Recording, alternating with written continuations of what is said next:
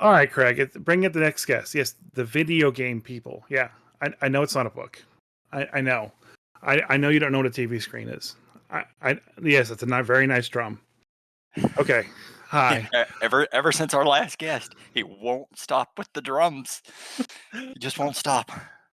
I am Grumpy Dungeon Master Christopher, joined with Grumpy Dungeon Master Jay. And Hello. today we have a special guest with us from Tactical Adventure, Myzzrym.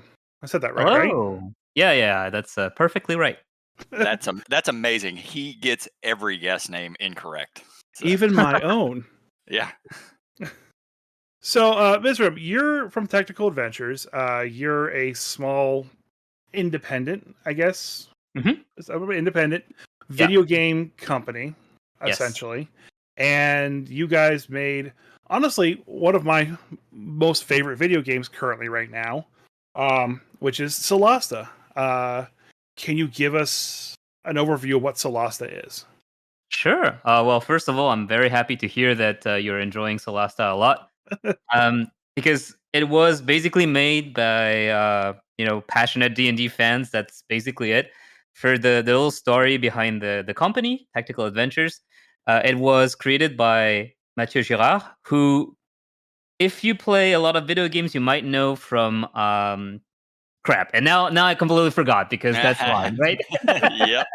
I'll come back to it when I remember. But Okay. basically, Mathieu was like co-founder of another big company of video games that worked very well and that basically sold to Sega. So he basically had like a lot of money at hand already. But he decided to go back and make video games again because he has always dreamed of making a D&D video game. And that was since, I don't know, I think first edition, because he's getting on Wow. the years now. So Wow. he was like, well, I finally have time, I finally have money, I can do whatever I want. So what I want is to actually make a D&D video games that I've always wanted to do. So that's how Solasta started. We started with a team that was like a dozen people at first, like really, really small. And right now we're maybe like 30 something, but we're not aiming to grow like above that. The Yeah. goal is to have like what he likes to call human-sized company, because he doesn't want to go back to, basically doing just pure management. That's what really got him like, hired. And for example, in Solasta, he was the one doing the UI. He was the one coding the classes. So he really just wanted to get back into like making games with his own hands. Oh, it's awesome. And Uh, honestly, like Yes. it kind of shows because, like, there is, you could definitely tell that Solasta, there was a lot of love put into the game. And I know we're playing it, like we discovered it like 3 years after you guys have released the game. But I started playing it in 2020. So okay, not you. Us as the Grumpy Dungeon Masters, Jay. We're Yeah. one entity now. Oh, okay. Um, One mind. so we hit the Baldur's Gate craze, and Mm, we have everyone like everybody did. And the one like big critique we had for that game is that, yeah, it's based off of D&D, but this isn't D&D. This is I can't remember the name of the studio. It's like, this is their game. Larian. Larian. This is mm. Larian's game. This is Divinity Original Sin 2 with a coat of D&D polish. Like, this is not D&D.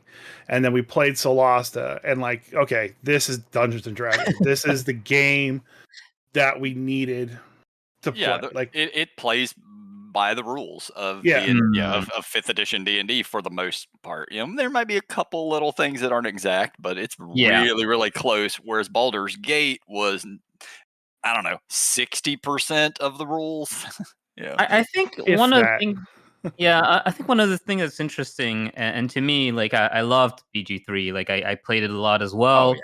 and I think one of the biggest difference is, I would almost say like it's like the edition in D&D, like the Mhm. last time is more like old school, where we go, like you said, a lot with the rules, a lot with the combat, the tactical aspect of it. It's almost like, an evolution of the first few editions, which were essentially war games, and we Yeah. took it from there, and we basically kept that spirit. Whereas I think BG3 is more about exploring the recent editions, such as with, we all know Critical Role, right? Like, Yeah. Yep. it's a gateway to bring a lot of people in D&D nowadays. And I think one of the aspects of D&D that nowadays a lot of new players enjoy is the storytelling, the character development, which is less about the rules. It's less about the fact that it's the D&D system and more about the experience. So in a way, I think BG3 is also a legit D&D experience, but just a different mindset. It's like two different approaches. And that's also, in my opinion, what really also helps because comparably, we're much, much more than BG3. Like our content it's dwarfed by theirs. But Yeah. because we have almost separate lanes in the end, a lot of people can enjoy either both games, or some people enjoy Solasta more than BG3. Some people enjoy BG3 more than Solasta, and it's all fine. Yeah. Everyone can play the game they want. So that was really, really great. We were, to be fair, very, very scared at first when we heard about BG3 because one of the things about Solasta was, hey, you know what? There's no 5e video games that is good on the market right now because back then I think the only one was I don't remember. It was one game that got removed from Steam at some point. I think it was Sword Coast something, and it was like really poorly rated. So we're like, oh yeah, great, let's make that D&D 5e game. And then we see BG3 being announced, and we're like, oh, Oh no. but it turned out to be working very well for us in the end. So we were very happy about that. Yeah, and I got some stats. So, like on Steam, I think from the Steam perspective, you've had like an all-time peak of 8,000 players, which is a lot. Even for like indie games, that is a lot of players at one point in time just playing the game. It currently has a couple hundred people playing it right now on Steam. You have an 88% positive review. That's on the big one, yeah. Yeah, 88% is good. Yeah. And I bet you a lot of those are like, I can't do this. The voice acting is weird. The models are weird. It's like, but the team of 12 people, this is fantastic for that. Like it's amazing. It blew my mind. Twitch, you guys had 40,000 viewers. We've been streaming a lot of Solasta. We played through the main campaign. We're playing through the Palace of Ice right now. Yeah. And we keep bragging that we're the number one Solasta stream because usually we are. Yeah. And then, I think there's someone out there in Brazil or someone that's playing Solasta right now. He has like a couple more viewers than us, so now we're the number one English Solasta stream. Got downgraded to English. Yeah. But like you said, yeah, they are very different games. We played through Divinity: Original Sin 2, which is a fantastic role-playing Love that game. and a lot of that game shown through in Baldur's Gate. And now that Larian said they're not going to make another Baldur's Gate game, and they're going to go back to what they, their IPs. It's kind of like, it's kind of sad, but it's also great. It's good that they're going back to their style because I really like their style. And I really like the Solasta style. As a DM, I love the tactical wargaming side of D&D more than the roleplay. I do my best to do roleplay. It's not my best strength, but I have it. I have conversations, but I like building encounters for people to overcome and watching them overcome them with the tools that they have. And I think that's where I really enjoy Solasta. We upped the difficulty for the first campaign, and just to make it a little bit harder on us. We noticed that right out of the gate, like the customizations that you could do in Solasta to basically make that game more difficult. More like a crazy AI or crazy DM going out there trying to kill us. It was fantastic. So our first playthrough, we get halfway through or later into the initial campaign, and then that's when we cranked the difficulty all the way up, and we were still able to handle it pretty well.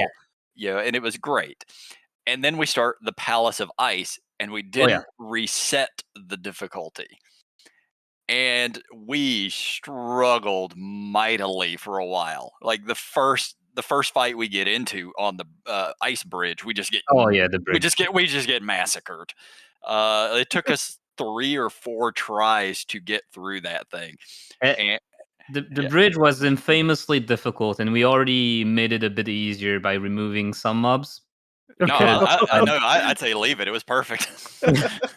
So I mean, like the thing is, like when we started making Palace of Ice, we kind of went a little bit all in. We had like a lot of feedback that some of the fights in the base campaign were a little bit too simplistic. Not necessarily simple, but simplistic in that for example, we would have wanted to have like the people would have wanted to have like more spellcasters, more ranged units flying around.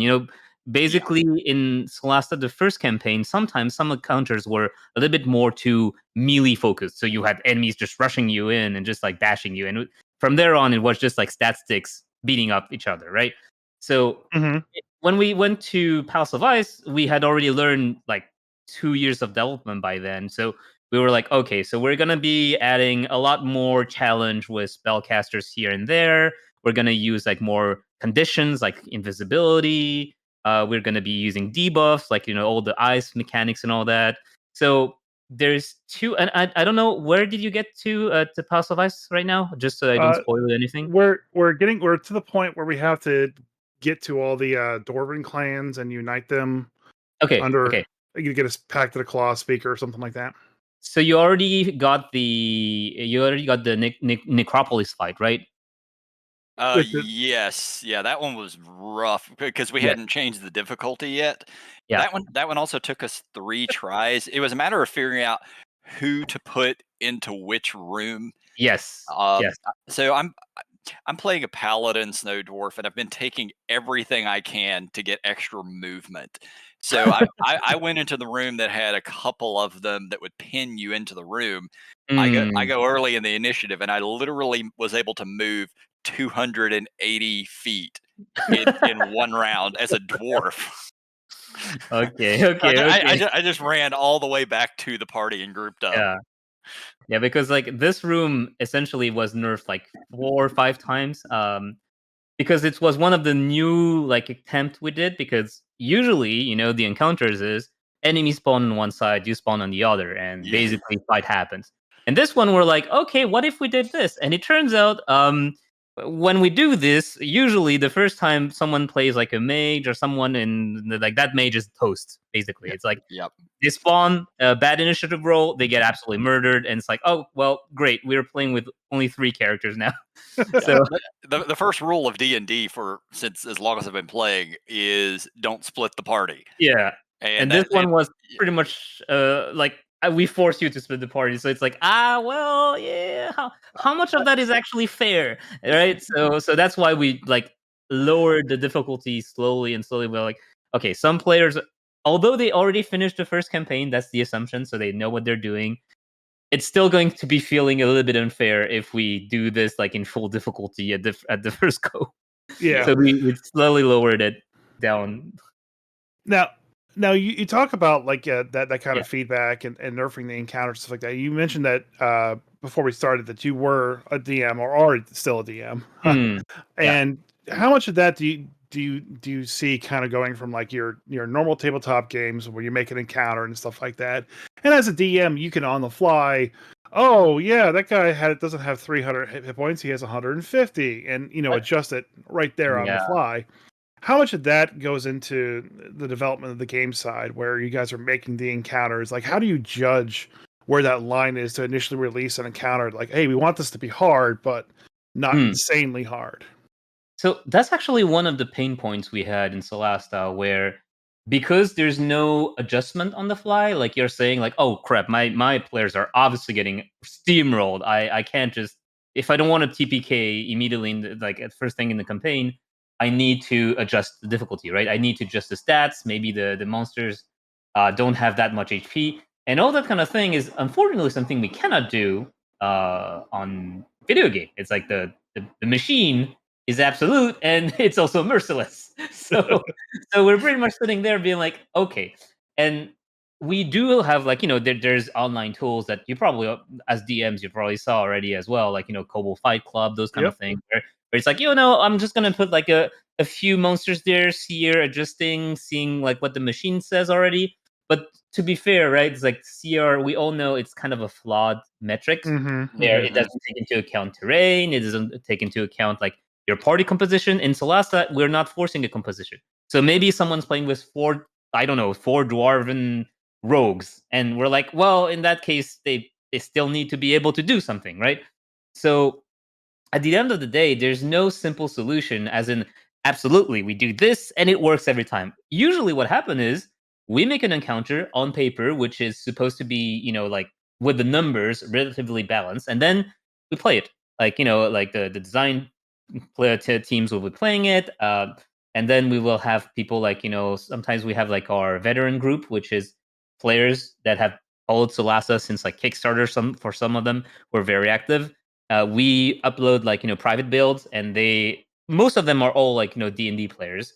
So if these guys tell us that they're struggling, we know that the average player is going to be really, really struggling.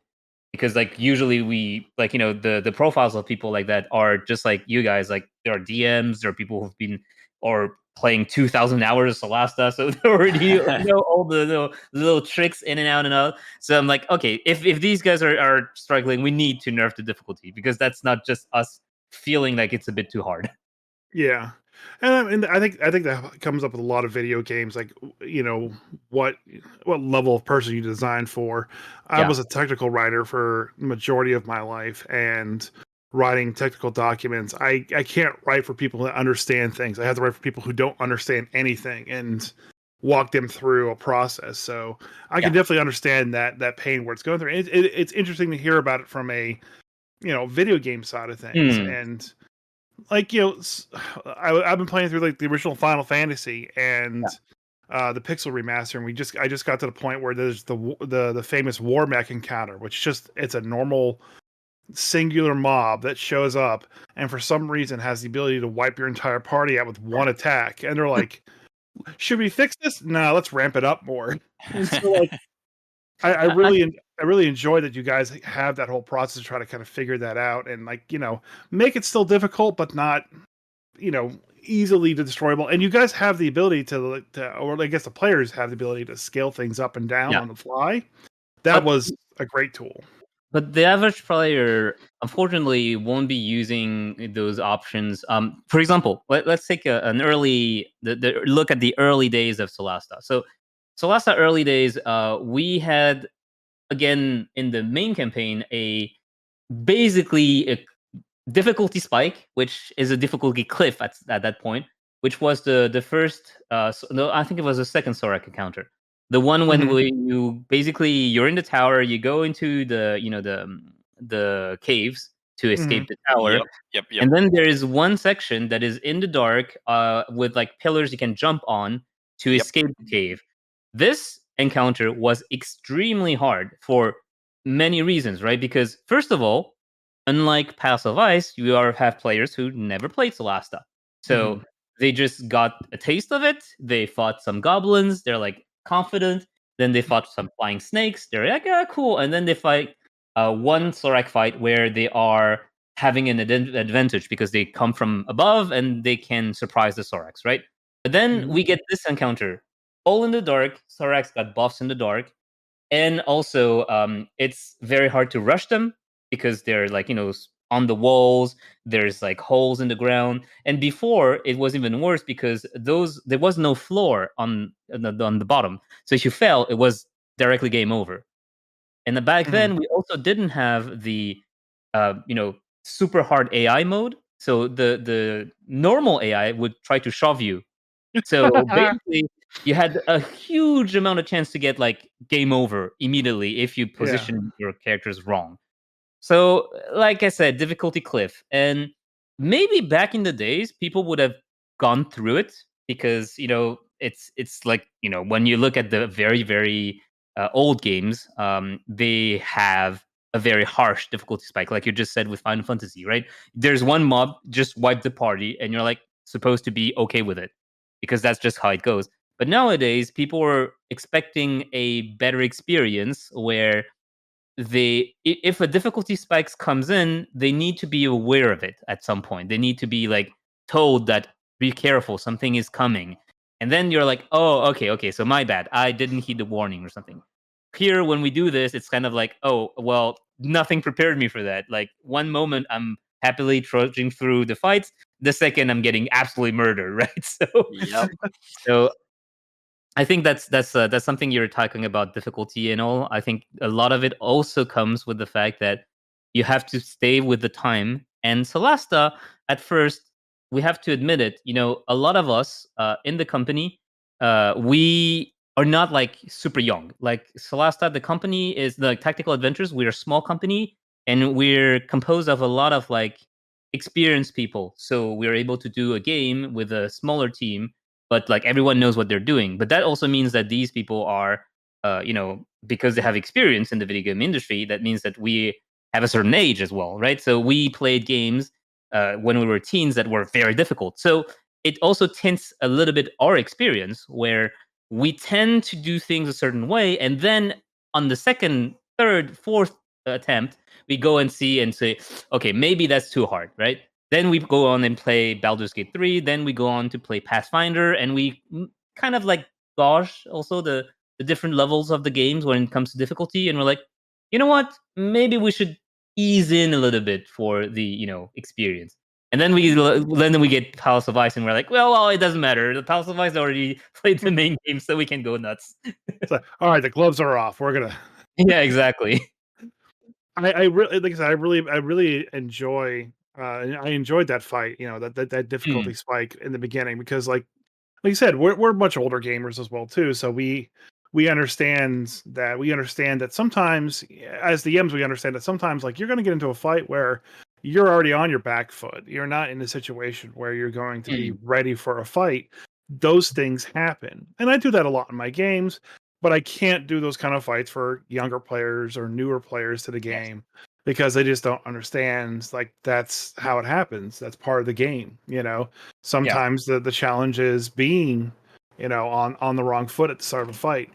I was playing through Super Mario World or 3D World with my daughter, and she would die twice and be like, "Oh, this game sucks. I can't play it anymore. I died twice." I'm like, "You died twice, sweetie. Oh, you I died sweet 1,000 times." You sweet summer child.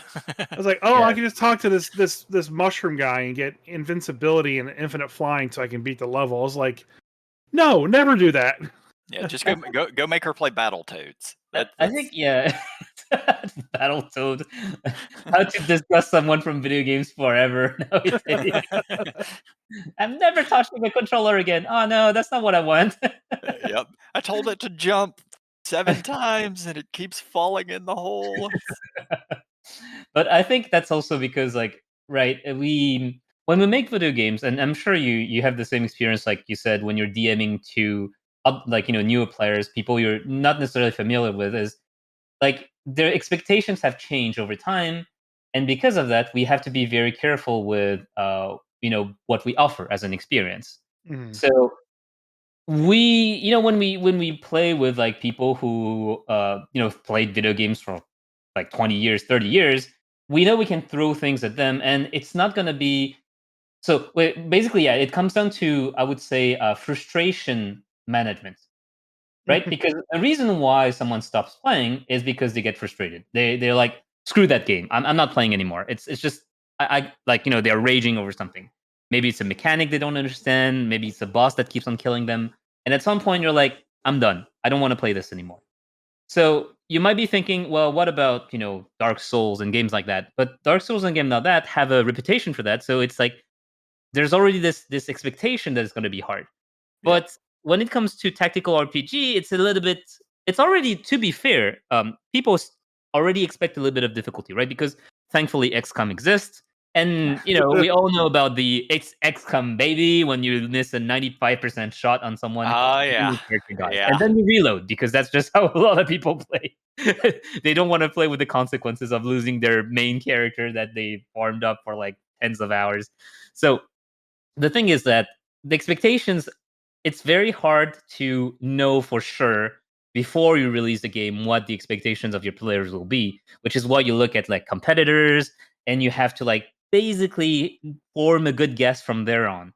And we also had, on top of that, the luck to have a demo available fairly early, and then we also had like an early access where we could readjust things, because we didn't start at like 88%, right? We At first we were a little bit lower than that, but thankfully we were still pretty high from the get go, because when you start low, it's kind of hard to pull back up. Yeah. But the thing is, like, thanks to all of that, and thanks to the reactivity of the team that's like working their asses off, especially during early access, we could adjust that and make sure that people had a good experience. That doesn't mean win for free, because a lot of people also want challenge, right? Like, Right. you want a game where you don't just want to like run in and be like, oh, congratulations, the monsters are dead. You win, right? Because that's not fun either. But at the same time, it's like I want a fair fight. I want to be able to win, get challenged, but I don't want to be like killed by some kind of like insta kill bullshit that I couldn't be prepared about. Which is the example about the shove into the void kind of AI behavior, which we quickly removed and then re-added into a different setting, which is AI are merciless. They shoot you when Yes. you're down. They shove you The out. second I found that, I turned that Yeah. shit on. Yeah, I was like, okay, we need that. Yeah, we've adjusted it down so everything doesn't have 200% hit points and 150% damage, but we left in they're going to try to kill you when you're down. Yeah. And Yeah, so that's I remember when also we turned that on, we just had like some goblin run over and like stab me to death. I was like, what? Oh wait. Really? Yes, really. Yeah, because that was actually, I think it was a request. I don't remember. I don't know if we added that like a long time ago. But the thing is, like, we had one moment where we saw some players also play with the normal settings, where basically they would use a bait as a, like, someone would basically go down, you would heal him 1 HP, then the enemies would target him again, but then they would never finish him because the normal settings don't allow for that. So we saw people exploit that, and we're like, okay, you know what, here, merciless AI, if you if you want to challenge yourself and not have this happen, have the goblins actually stab you until you die, then this can happen. Here's the setting, have fun. That sounds a lot like how I played through Dragon Age Origins, where I would Yep. I would build up this invincible tank, run him in ahead of the party into the room. Everybody would swarm him, and then I would just cast all my AoE spells centered on my tank and just blow the entire room up. Just rinse, repeat throughout the entire like later half of the game. I mean, with video games, you're always going to find that one thing I just where, I like, just want to say that's what you do in Solasta to me as the paladin. I mean, I run in and then he starts dropping fireballs on me. So I mean, sometimes if the strategy works, you don't change it. you gotta put that aura of devotion to work, right? You have like this yes, plus yes. 6 and Well, for a good reason. Yeah, I'm playing the paladin who already has fire resistance, and then I just picked up a sword that gives me ice resistance. So now he can just go nuts, everything but lightning.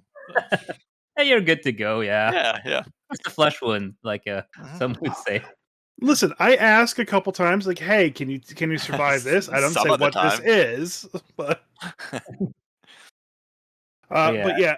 So shifting gears a little bit from the Yeah. game side of thing, Mhm. to Solasta itself as a setting, like Yeah. who came up with that, and like what was the inspiration behind that? So, okay, so just to give a little bit of a story behind that, Hmm. originally we would have wanted to do a real D&D game. So we kind of explored Forgotten Realm settings and all that, and then when we realized what's not going to be possible, because back then the only thing we managed to negotiate with Wizard of the Coast was a SRD license, which is Hmm. basically, well, you get the rules but you don't get the setting. Yep. Which, fair enough, like we were a new studio, like they didn't know who we were. We didn't have anything to prove, to prove that we were competent. The team was new as well. The company's new, although Mathieu has like a good reputation. The people that was in the team, like, he couldn't prove that we were going to be making a good game, right? Yep. So we get the rules, we don't get the setting, and thankfully, Mathieu has a very good friend who basically worked on a setting, which it was Solasta, and so basically Solasta came from that guy, and for some reason I have a small memory problem. It Because happens to me every day. yeah, because yes, it's Antoine. Yeah, I'm just gonna yeah, Antoine Guyot. Antoine Guyot.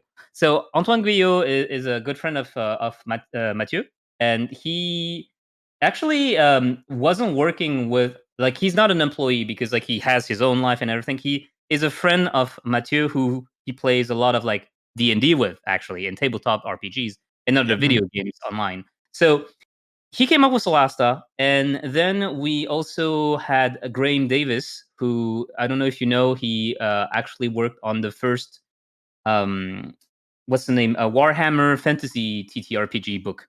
Oh, wow. So yeah, so he also helped in like writing up this world. So usually what happened is that Antoine has the idea of the world, and then with the help of Graham, with the help of also Xavier, who is our gameplay director and narration director, they discussed it, and then they basically like expand upon it, and then they come to writing down the details. So we get Solasta as this world where we have a world without gods in the first place, without humans, and then humans actually arrive from a portal, if escaping some war between gods, and that's basically completely shitting on the world of Solasta. And then we're 1,000 years later when things are a little bit better, and but we yeah, and that's the setting we're exploring. That's why we have like ruins everywhere and ancient menaces from a long time ago. Yeah, I've really actually been enjoying the story. I kind of went in. We kind of went into the game like completely. At least I went into the game completely blind. So like, coming across like, oh, these are the ancient peoples from the Manicalan Empire or something like that. I'm just like, yes, they are. And just to like slowly get the lore stuff as we've been playing it little by little has been a lot of fun. I even went through and picked up the you guys are re-releasing the campaign guide. Yeah. Exactly. Through what is it? I can't remember the backer kit. I don't know. no. It's on Mophidius. Modiphius. Yeah. Yeah. So yeah, I backed that and I got the PDF, and I've been looking through that, and it's a great setting. I really have been enjoying playing through it, and I was interested. It was a lot really interested in like where it kind of came from, and you explained that, but it worked really well for going from what felt like a tabletop game into a video game kind of setting without being super crazy and changing everything. And you had mentioned that you had to negotiate for the SRD license 3 years ago. Does anything change now that that license is in Creative Commons? Yeah, so yeah. Well, the whole Wizards of the Coast things, like we can't really comment on it because we're not directly related to that. Right. But yeah, we did see it go down as well, and we're kind of like, well, we are not involved with that because we don't have we have this SRD license. We're good to go. It doesn't really affect us. Well, that's good. But yeah, it was a moment as a fan, as a fan of D&D. It was kind of a yeah, it was kind of rough to see everything that's going down, and we're like, oof, all right. Yep. But yeah. So what about the new edition? Is that being Yeah. factored in? So the new edition we're also very excited about, right? Because it's going to be fixing quite a few things that as players we've all noticed and we've all knew. One of the very big obvious issue and issue, but upgrade that we see, and you've probably noticed this because you've played Solasta, and it's glaring when you play Solasta. It's the surprise mechanics, where a lot of encounters are rendered trivial if you surprise the enemy. And on the other side, opposite side is like if you don't surprise the enemy, suddenly the fight becomes almost impossible. So the thing is like balancing around that is completely impossible because either you make the fight fair, but then if you surprise the enemy, it's trivial, or you make the fight super difficult so that it's fair when you surprise the enemy. But then if you have a new player who just walks into the enemy, they get completely bum rushed. Now the new surprise mechanic where it's like, oh well, you no longer skip a turn. Instead, if you're surprised, you're just having disadvantage on your initiative roll. It's like, oh well, that solves so many problems for the balance issue, right? Yeah. So that's already one thing, but that's like one of the many things that we've seen that could be. And right now we're waiting, of course, like everyone else, for the details to come out. Right? We're like, oh, we saw the videos, we saw the small tiny bits here and there, and we're just waiting for the full document, right? So, but one other thing where it's going to be a little bit more complicated, and that's because we are waiting for, because they have announced that there will be a new SRD as well. Yeah. But the question is, when is the SRD coming out, right? Because like we work on the new project, and if we want to use a D&D as the rule set, well, we also have to remember that well, we are relying on those kind of thing, unless we want to do like the old 5e, which could be an option, but But we will, everybody is going to want to be playing yeah. the new rule set. So Yeah. yeah, And it's right sort of now, it's like basically, for newer games, whenever we make a newer games, like whenever we think about a newer project, we have to remember, it's like, do we go with our own rules? Do we adapt another rule set? Do we go with D&D? Like, there's a lot of options, right? And it all comes down to what we want to do and what also we think our fans want. All those things make it so that one of the reasons we haven't announced right now is like because I can't tell you all of that. It's like there's a lot of things that comes into those discussions, and some things can be adapted, like can be changed when we're like in the middle of the project, even though it can be costly to change stuff. Some others is going to be much more difficult. For example, adapting a rule set, you could argue that you could change the rules a bit, and the combat gets a bit different, and maybe it's not going to break everything, hopefully. But when right, it's like it yeah. depends on what you want to do, right? Like we're not like if we suddenly say, okay, the rule was, let's say, 5e, and suddenly we're changing it to Vampire the Masquerade rules, and you're like, whoa, okay, Yeah. yeah, all the skills change, all the combat mechanics change. That's going to be difficult. But those kind of things. And some other things you can't really change. For example, what if we decide that next setting is sci-fi? Suddenly we want to do fantasy. Well, that's not going to happen, right? Because you're in the middle of the project. You can't change all the assets. So yeah.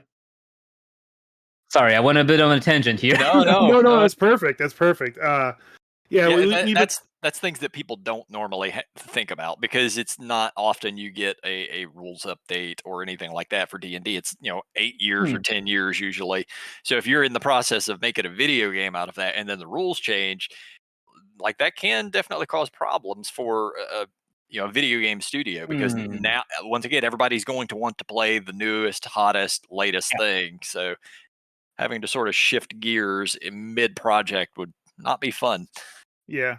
And like even with going from D&D 2014 to a video game like you guys did, you always have to make some changes to the rules to make things work in that kind of environment.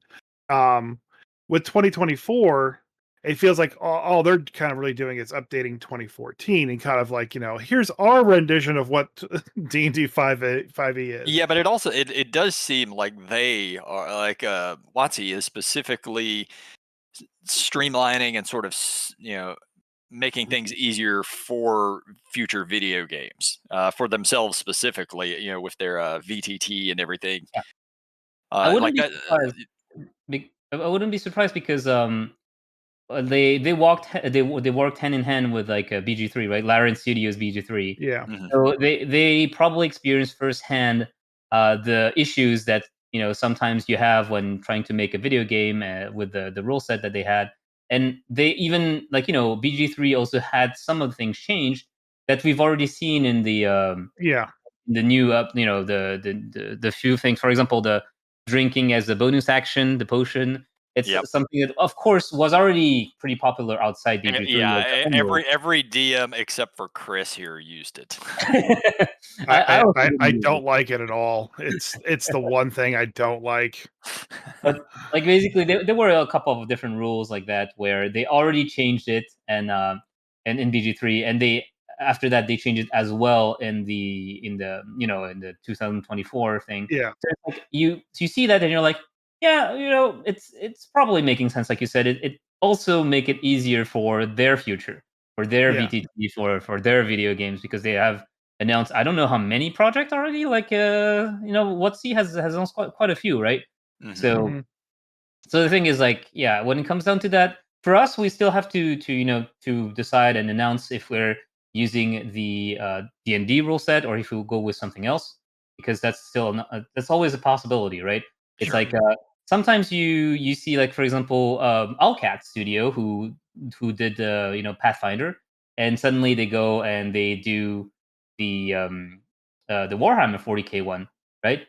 So you can actually change stuff like that. It's just it depends on what you really want to do. And right now we haven't announced it yet. I think there's a lot of brainstorming going on, and whether it be D&D or Pathfinder, like there's a ton of good Just role yeah. playing systems that could easily be converted into a video You game. So. you wouldn't believe the number of people in our Discord or Steam saying, "Hey, could you please adapt like Dun- Pathfinder Second yeah, Edition now yeah, that Allcat is not doing it anymore?" It's like, oh well, we'll have to see about that. yeah. I'm still waiting for the conversion of Dungeon Crawl Classics. You kind of touched on this a little bit, but the success of Baldur's Gate 3, like Hmm. that blew everybody out of the water. It blew expectations out of the water. Hmm. People are flocking to role playing games who've never flocked into that kind of game Yeah. before. It influenced the development of D&D 2024. Jerry Crawford said, "Hey, I was playing BG3 and I didn't like how the spell worked, and I looked at it from our handbook and I didn't like how it worked there either. So I'm changing it for Yeah. 2024." Yeah. Like, have you guys noticed any, have you guys taken away any like lessons learned from Baldur's Gate 3 on how you guys want to improve your games in the future I think or I think a anything like lot that? of it for us, it's more a question of looking at it from like video game angle, where we're like, some of the things obviously we look at it and we're like, that's super cool, but Hmm. it's not something we can do with the size of our team, right? For example, Right. all the different branching path and all that. I love this, but at Yeah. the same time, we don't have 100 writers, available to write all the different scenarios, and then having all the game designers behind to plug in all the different choices and all that. So those are things that we look at kind of with envy, being like, God damn, that would be so cool to do that. But we have Yeah. to, feature creep is something that is the death of many video games, right? It's like a Yeah. lot of projects dream big, and that's great. Dreaming big, not putting yourself arbitrary limit is also a great way to do something that is fantastic at the end. But at the end of the time, at the end, you have a limited budget, you have a limited workforce, so you need to know exactly what you want to do, and you have to not go too far in the dreamland and be like, it would be great if we could do all this, and then you achieve none of it because, well, you chase too many hairs at once, right? Yeah, you got Yeah. to So manage expectations there. exactly, and managing expectation both on our side, on the player's side as well. Like, we can't promise the moon. Like, we don't want to have, we've all seen what happened with like the release of No Man's Sky, with the release Hmm. of Cyberpunk. And to their credit, Hmm. Cyberpunk really, really, pulled by, both of these games actually. They turned it around. Yeah, they turned it around by just showing love and adding patches after patches, and it's great. But Yeah. that's the thing, right? It's like we don't want to be in this situation in the first place. So looking at BG3, when we look at this and we're looking at like all the things they did, there are of course certain learnings we have, and sometimes it can be very very small things, such as like elements of UI, small things where like that's actually making life a little bit easier when you do this way, and Hmm. like what we didn't necessarily know beforehand because we didn't design it this way. Yeah. And for example, one of the things was uh, one of the things easy, like the meta magic stuff, right?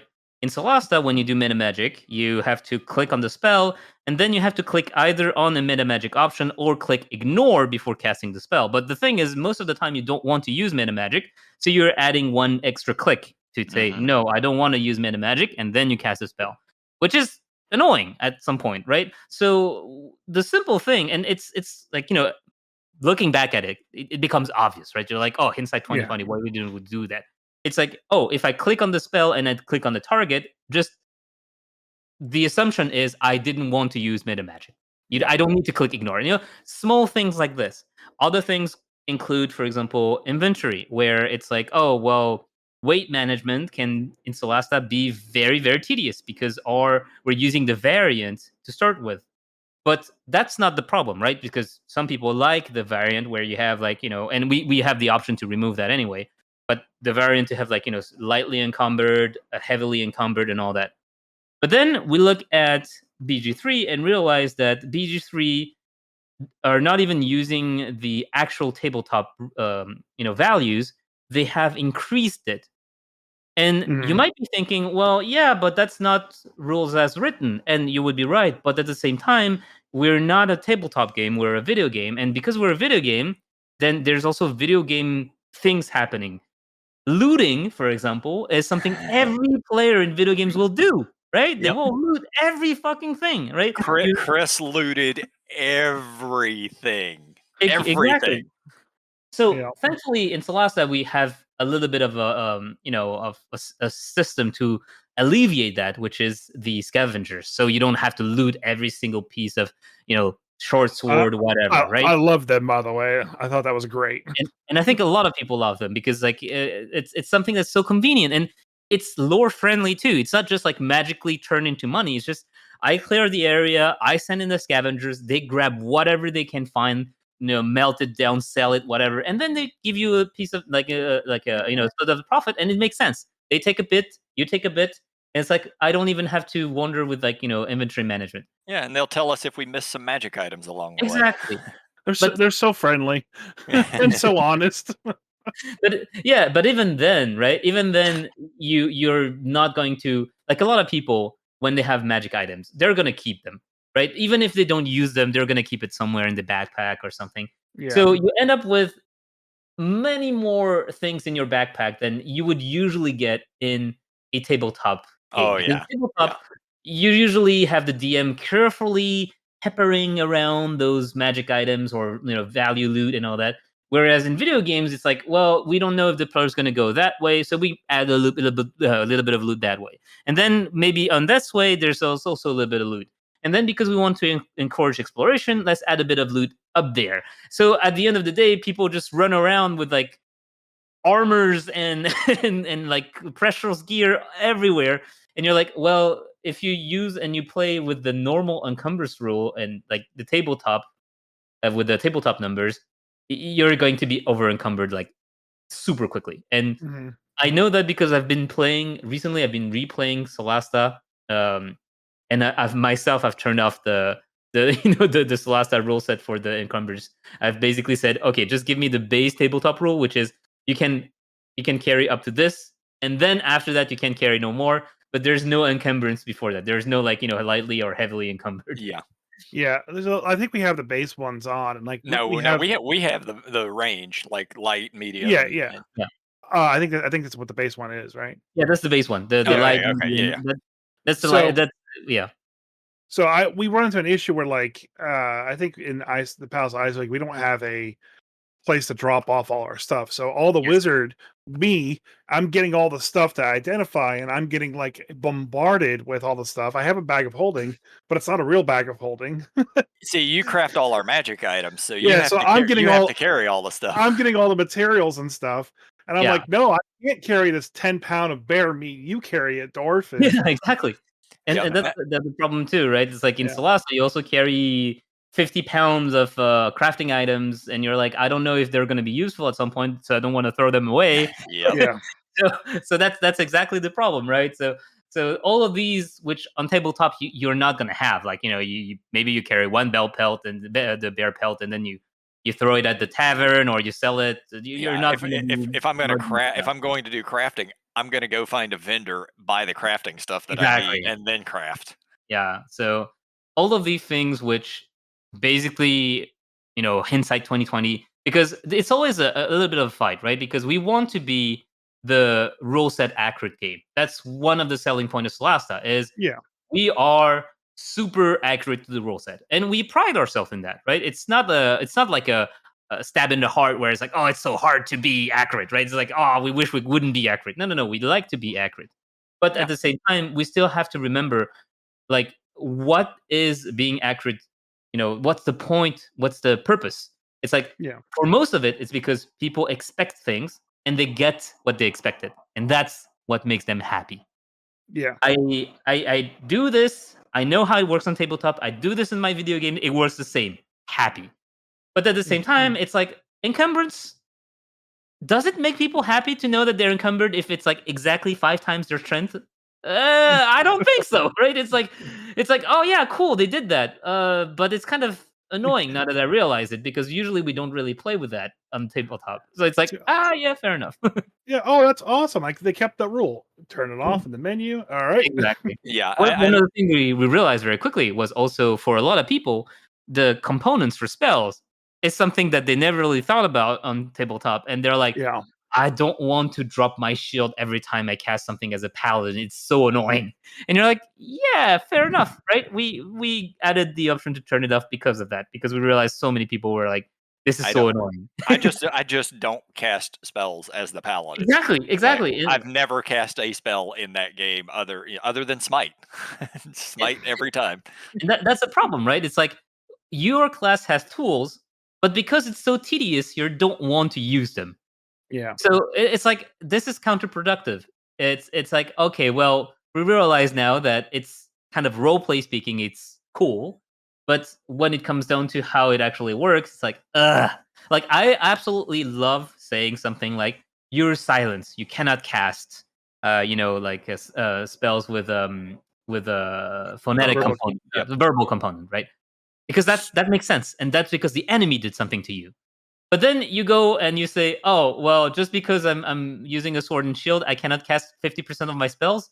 That's just poor design because like I'm a paladin, I'm gonna have a sword and shield, so I don't know what you expect of me. Like, as a DM, that's a rule that I have always ignored. I don't care if my players are carrying 8 things in their hands. You can still cast spells because that's part of your kit. That's what you're supposed to do. Yeah. And I think like in the base game, so you have a paladin, you have to have a free hand to cast a spell. Dropping a weapon is a free action. So you drop your weapon, you cast your spell. As part of your move action, you pick up your weapon. Okay. That happens all seamlessly. You don't need to describe that, explain that, or have that work. Maybe there's some outlying situations where they can't do that, but they're flying in the sky. You can't drop your weapon or you'll lose it, But in the video game, I can see how that's going to be super hard to cast, and you could just easily just say, yeah, you can cast through your holy symbol as long as it's exposed or something like that. And to be fair, even with the image of like on tabletop, like, having the paladin just keep on dropping its shield and picking it back up, it's kind of can't do ridiculous. shield because it takes an action to equip. But not the shield, sorry, the sword, right? The sword, but it's ridiculous, right? It goes against kind of the fantasy. Like you don't see someone in the battlefield just going, "Whoops, here goes the sword.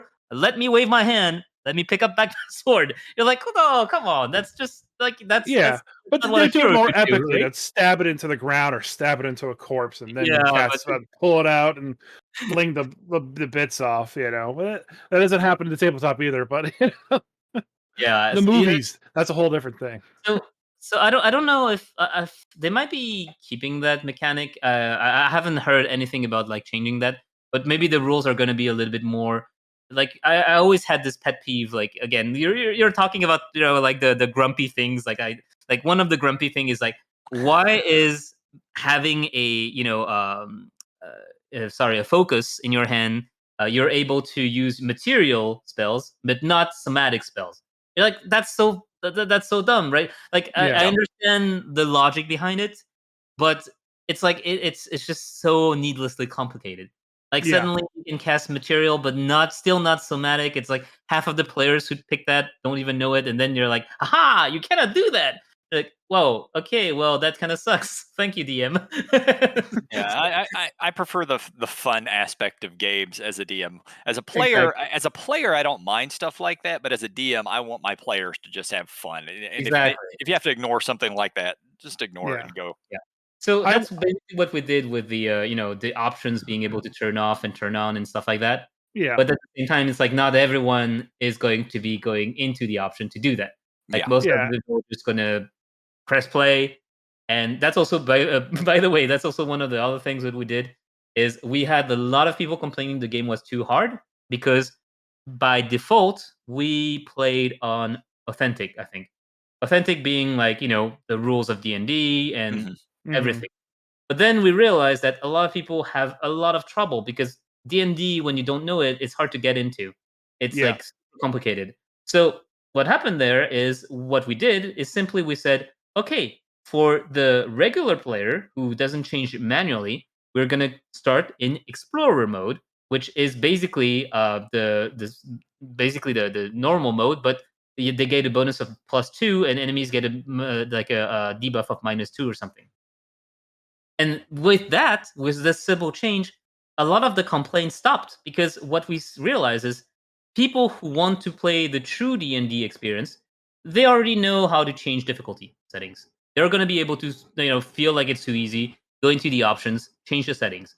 But for people who just want to discover a new game and who don't necessarily know D&D, well, these people are those who don't go into the options. So that's why the default difficulty nowadays is no longer normal, it's easy. That makes sense. And Yeah. that's also why we called the game modes differently. We didn't say very easy, normal, hard. Because when you call something easy, people tend to be like, no, I don't need easy. I can do normal. I'm not a So baby. I can do this. exactly. So instead of that, you say, okay, it's explorer mode. And explorer mode sounds normal, right? It's like, okay, I'm gonna play in explorer mode. The game just tells me to play explorer mode, so I'm gonna do that. And thanks to that, then these people actually play the game and they enjoy it. And then sometimes they come back because they want more because now they really enjoy the game and they know the game more. And they're like, okay, I'm gonna pump up the difficulty. And that's the moment where they change it to like authentic or even scavenger, or for some of the nuttiest one, the cataclysmic difficulty. Us. that I think you tried out. It was going great until it didn't. Yeah, at some point there were just too many Sorax and Yeah. not enough damage to go around. Yeah. I Yeah. can understand that. I have to say the Sorax, I like them as a villain, kind of going a little bit back down to like the setting. Like Hmm. I always enjoy settings and worlds that have a villainous thing that you can just rally behind. We Yes. hate these things. We don't need to have any explanation why. We hate these things. There's no redeeming them. Let's just kill them and murder them. And like in the past, it's always been like undead or orcs or something like that. But over time, like, oh well, undead really have an opinion about things and they're actually good at heart. And the orcs are very honorable and everything. It's like, nope, these guys are just flesh-eating lizards that can shapeshift and they want to poison and murder you. There's I think, nothing about them redeemable. and I think my Mathieu had the same idea where, like I said, he's used to like the older editions, and the older editions were much more black and white, right? It's like you Yes. said, like orcs are evil, or we're fighting against Vecna, and Vecna has like no redeeming quality, and all those kind of things, right? And he also felt like you do hear it, where it's like I like, you can enjoy games with morally gray enemies, and that's great, right? It's like it's interesting and there's character development and everything. But sometimes you just want to have an enemy you can hate without telling yourself that, oh, what if I'm doing the wrong choice, right? Without the game going, aha, we got Yep. you. He was actually a good guy. Which is something that JRPGs do a lot, right? It's like, Yeah. especially nowadays, where it's like, oh, he's so evil, and then it's like, oh yeah, but he did all those evil things because he had a good cause in heart, and now that you stop him, you realize he had no other choice in doing that, and you're like, that's great. I love this storytelling, but sometimes I just want to bash enemies, monsters. I don't want to worry about that, and that's basically Right. what Historics works, right? You realize that they have already destroyed an entire world of Terramar, basically made the human migrate here. Migrate more like escape here Yeah. because they Flee. and yeah, flee. Well, they had no other choice, right? They're powerful enough so that they corrupted some of the human gods, and they are a menace because they are shape shifting as well. So you're basically going, okay, we find one, we kill one. We don't like try to talk it out or negotiate. It's like the danger level is too high, right? So, Mhm. so that's also one of the thing with like you said, like the Sorax being what they are. And to be fair, they were kind of concerns sometimes. Like some people were like, aren't the Sorax a little bit too much on the nose, right? It's like flesh eating lizard, shape-shifting lizard, and you're like, yeah, but not everything needs to be like. Basically, it's like comparing. How do I say it? It's like comparing. If you played the Pathfinder games, did you play the Pathfinder video games? I have, yeah. Yeah. So when you compare Pathfinder to Baldur's Gate 3 is more about character development, right? It's like, Yep. of course, the world at large is in danger, but the very very interesting thing, and it's all about how the characters, how your party reacts to this. Whereas Pathfinder is more in the line of the older adventure, where it's like, we're gonna give you this grand tales of adventure. it's not so much about the hero himself. It's not so much of the party itself, even though they are interesting characters. It's more about what the what the world is about and what you're gonna do to save it. And Yes. Solasta was a bit like this as well. It's kind of like more old school in the design of the adventure, where it's like we are not here to give you a lesson in morality. We're not here to do actually to give you a lesson in anything. We are here to give you a grand adventure. And this Mhm. adventure is you as heroes just doing heroic things, kicking the ass of a very dangerous threat, and just saving the world. And done. Not more That's complicated than that. that's Sometimes you what just do that. like when I run D&D, that's what my D&D games are. You got good guys, you got bad guys. I try to make sure my players realize that. I don't want to have to go into all the little gray areas like orcs are evil, dark elves are evil. Like make it simple, make it straightforward so they know who their enemies are. And I love that about Solasta. The Sorax are the bad guys. They're shapeshifters who manipulate political regimes and destroy everything along the way. It's easy. But by the way, Mm. real quick, I have one Yeah. gripe. Since we are the grumpy Yeah. dungeon Go masters, go go go go go ahead. with the Sorax being shapeshifters, I love that aspect of it. But Mhm. when we finally got access to True Sight, the first time Yes. we Chris knows where I'm going with this. The first time we get to use it, every single person in that keep had a necklace where I don't remember what it's called, but the necklace where non-detection. So you can't even tell if they're Sorax. Yes. Okay, so that's actually I have a very good story about this. Okay. So in Palace of Ice, which is when you actually get to Yeah. the level of getting true sight, this was a very big problem narratively, right? Because we were almost thinking about, okay, what if we don't include true sight in the game? Because Sure. of the fact that it's basically it ruins a lot of the storytelling. It's like, well, if you have true sight, how does it happen that Sorax can still infiltrate entire government, right? It's like, what the hell? So this here was the answer, was like the necklace of basically that counters the true sight, right? Yep. But the thing is, why and this is actually it's like one of the failings we had is we wanted in Pass of Ice to have a little bit like different gameplay sometimes, just not just always going and killing monsters. We said, okay, what if we had an investigation mechanic, which was what you see in the fort, right? It's Mhm. like, oh, there is something happening. But the thing is, the truth is, it actually didn't quite work out so well. We had a lot of troubles coming up with something that worked well because of the fact that there were discussions within the team, because the team is not monolithic, right? Everyone has different opinions. Everyone wants to try different things.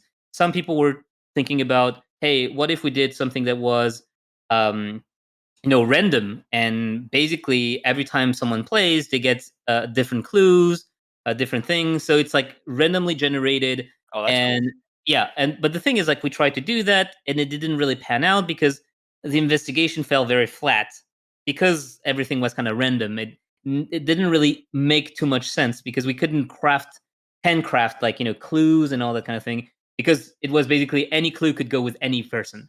Yeah. So then we were like, okay, so what do we do? Do we like cut it? Do we? So we started writing something, and then we had this issue with like True Sight as well. We're like, okay, but what if True Sight is something that happens? And because of everything like that, at the end of the day, well, we ran out of time for this one. Oh So we no. were like, okay, well, what do we do? So we can't really just cut out the entire location, right? Because it's actually an iconic place, and so that's why the investigation thing, like, if we were to do it today, I think we would have learned a lot of it about it, and I think it would be much better than what we had before. But it's like, when it first came out, we knew that it wasn't necessarily very good. Like, there are things about Solasta that are crazy good and that we love, and there are things that we tried and we're like, well, this didn't really pan out so well. And Yeah. it's good to try at the end. I think it's better to challenge yourself and try something, even if it doesn't work, and for the next time how you would do it, than to say, well, we're not going to do it because it doesn't work. Like, we know that it's something we don't know how to do. and that we're never going to know how to do if we never try it. Yeah, Right? anybody who's ever run a tabletop role playing game has been through that situation of, Oh I yeah. tried, it didn't work, you know. I've ran dungeons that fell flat at the very end, and I felt so bad because you see the players just face going, "Oh well, that's it," and you're like, "Oh, Yeah, the landing didn't stick. Oof, oh that hurts." Right? And that's basically how we felt when we did the investigation mechanic. We tried something, we poured a lot of time and we poured a lot of effort and heart, and then it didn't work, and we're like, "Well, no." well, we appreciate that you tried at least. Yeah, Yeah. and like you said, it's all a learning experience. Like I said, we didn't come out of that experience with solely negative. It's just like, Yeah. we're just like, oh, cool, we got True Sight. Use True Sight. Nope, non detection. We're like, mother. it Yeah, was yeah, it was a great moment, and even though like it failed for us, it still was fun, And I yeah. think you guys nailed it from that perspective. So it was that like. I love games, and I think you mentioned it much earlier, like, having all those branching paths and being able to, like, Mm, kill everybody. Bethesda games, like all the Fallout games. I always play a character that in the Fallout games where they hate ghouls. And that's just a mm, hard line that I've written for my character whenever I play Fallout. My character hates undead. This character hates ghouls. He thinks they're undead. And I kill every undead on sight. And in Fallout, however that majestic code works, where you can kill a named NPC that's needed for the quest, and the quest still works somehow, like that magic code that they have that mm. develops that, like, good on them. Like I love the fact that I Yeah, but can do that in those games. when you have a team of 500 people, it's a Yeah, little easier. Yeah. but like I said, like even with this game, like being able to go through there and like come to an experience where like, okay, I wanted to do this and I can't, but there's a narrative reason why. I'm good with it, and I'm very happy with it. I wish I could blow up that council. I hated them. Like I walked in there, I'd be like, I want to fireball these guys. I have the crowd. It's my crowd. They I'm in took your control. crown. Yeah, yeah, yeah. I think at the end of the game where all the dragons showed up, spoilers. Mm. We were just like, nah, we're killing all the dragons. We killed all the dragons and then killed the Sorax. No more dragons. That dragon just happened to be in the fireball a few times. Not Yeah. your fault. Oh Yeah. yeah. Yeah, one of the things that we kind of felt a little bit sad, but that's a budget problem, which a lot of our NPCs couldn't really be fleshed out because all our dialogues are voiced. So that means Mhm. that basically telling them to flesh out the NPCs always cost a lot of money, right? Yeah. Because you would need to like record more lines and all that kind of thing. And that means that most of our NPCs, like you're saying, is that you're like you don't see the reason why you should like them. We give you no reason to feel like they're like good people or interesting people. So the only thing that you notice is when they tell you to go do something and where they're being like and like very Yeah. negative about it, and you're like, well, those are just everyone's an asshole in this game. What the hell is going on, right? And that's one of the things where it's like it's so hard because you're like we want to make those characters more interesting, but because there's the limit on how much we have and how much we can put into voice acting, we can't. and Yeah. and and that's actually one of the thing where like, well, how do we actually get better, right? In our next game and everything like that, it's like it's always something that we keep in mind. It's like, wait. Let's look at this NPC giving you a quest and talking to you and all that. So far, when I look at him or when I look at her, or do I feel like they're someone I want to listen to, someone I want to help? Because of the fact that a lot of feedback, especially for I don't know if you played the first DLC, which was Lost Valley. No, we skipped that one. No, I've played about half of it. okay, yeah. So see, in Lost Valley, a lot of the people were like, "It's cool because it's like more open and I can help whoever I want." It's not cool because I don't want to help anyone because they're all assholes. Telling me to do things and I don't want to Yeah. do them. Yeah, And you're like, I still have a quest. I still have a quest in that one that I'm refusing to do. They want me to go bring them a giant's head, and the only giants I've come across were very friendly to me. So exactly, right? That's why, like, you're like the first friendly guy you find, you're like, you're my bro. I'm gonna keep you on my on my good side, right? And at the end of the day, in Lost Valley, one of the first character that people liked was the giants. They were like, Yeah. oh, they're kind of simple, but at least they're not trying to tell me to do things for them. So, Yep. so yeah, Well, we've been going on for a while yeah. now.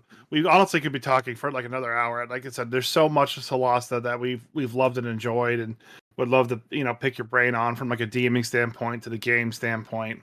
But we probably have to wrap it up here. Mhm. So before you go, you told us your grumpy story, Foci. We get it. We all hate those. Yep. Yeah.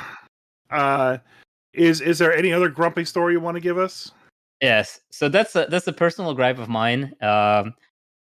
Like most players don't understand that verbal components are very loud and very specific, and want to cast those for free Yeah. during social encounters. Yeah. And most of the time, I try to explain, and then they're like, "Yeah, but it's like, well, in that case, I can't ever use it anyway because it's a spell that's it's to interact with people, but it's like it has verbal components. It's never gonna work." So they kind of get pissy about it, which I understand, right? It's like you have a fantasy in your mind, and I come and I deny that, and they're like, "Yeah, but can I do I don't know, like a discretion check or something?" And I'm like, "A self check," and I'm like. And at the end of the day, I kind of have to. Like, it was like, oh well, why not? Okay, let's do that.